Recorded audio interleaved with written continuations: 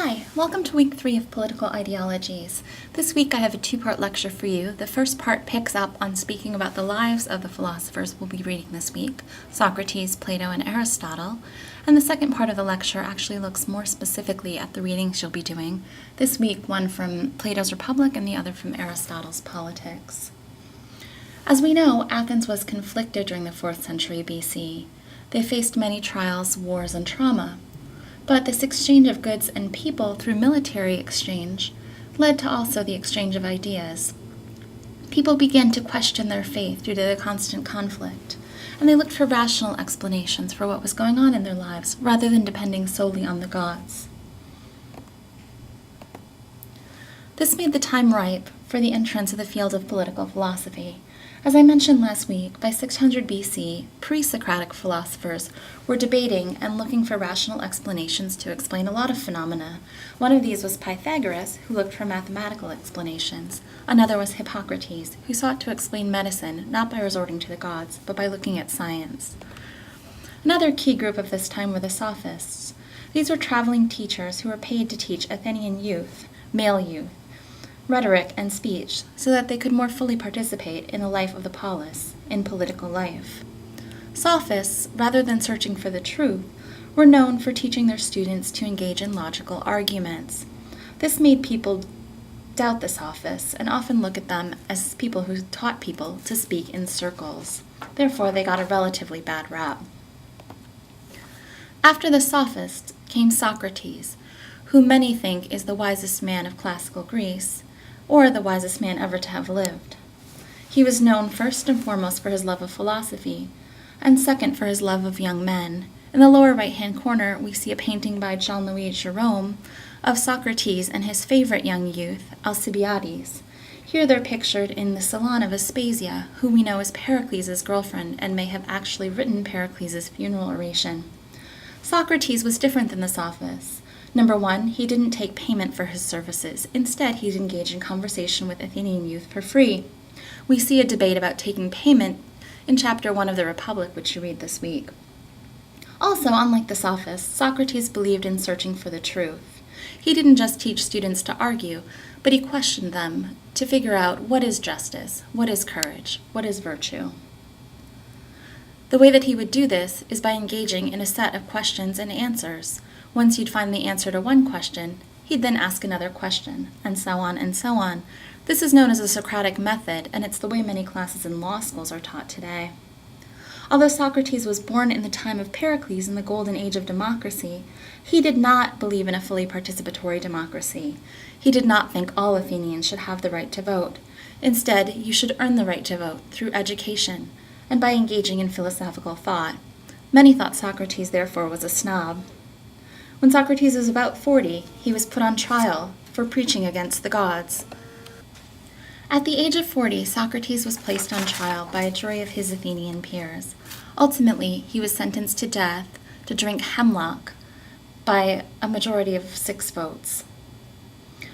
Many historians wonder why, in an idealistic direct democracy like Athens, did they kill a harmless philosopher like Socrates? In many plays of the era, for example, Aristophanes' Clouds, Socrates is portrayed as a harmless old man wandering around the city, rolling his eyes. But it is not Socrates' actions that had power, but his ideas.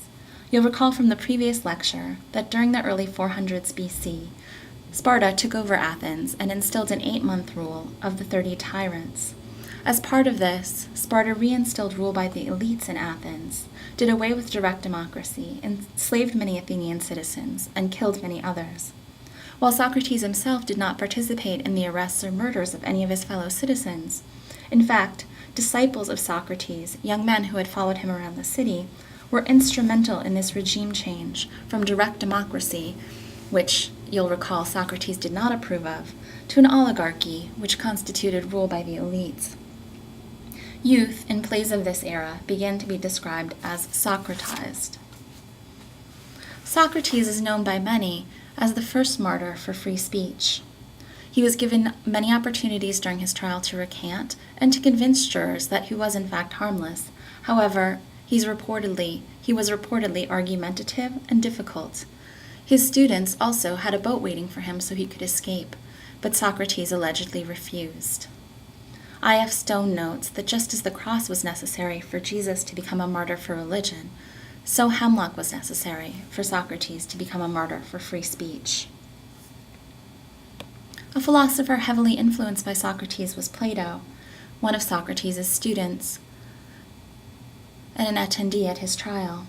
Although we don't have the words of Socrates himself, we know of Socrates and his Socratic method through Plato's Republic, which we begin to read this week. Plato was an aristocrat, and his real name was Aristocles. Plato is actually a nickname meaning broad for his broad physique. Plato's writings really began after the death of Socrates, which made a great impression on Plato. After Socrates' death, he took to the seas and wandered around until eventually he was taken by pirates and needed to be rescued by his friends. When he returned to Athens, he founded a school, the Academy, which trained many young philosophers. The Academy remained in operation until it was closed by the Byzantine Emperor in 500 AD. A student at Plato's Academy was Aristotle, whose works we also read this week. Aristotle was famous for being tutor to Alexander the Great, and his father was also a tutor to Philip of Macedon. As you'll recall, for all practical purposes, Macedonia became the largest empire, even conquering Athens. Aristotle is known as a polymath, which is to say he had many, many interests. This makes his work a little difficult to read and very dense. Aristotle also is known for a great interest in science. Reportedly, his wife complained that he spent much of his honeymoon collecting bugs. Aristotle also founded an academy for young philosophers in Athens, the Lyceum, which also remained open until it was closed by the Byzantine Emperor in the 500s AD. Aristotle, like Socrates, was sentenced to death. However, he did not elect to drink hemlock. Aristotle actually escaped in a boat with his students, just as had been proposed to Socrates. Many say that this is an important difference between the personalities of Socrates and Aristotle. Having looked at the lives of these philosophers, please tune into Lecture 3B when we can actually look into, in depth, the works of Aristotle's Politics and the start, Book 1 of Plato's Republic.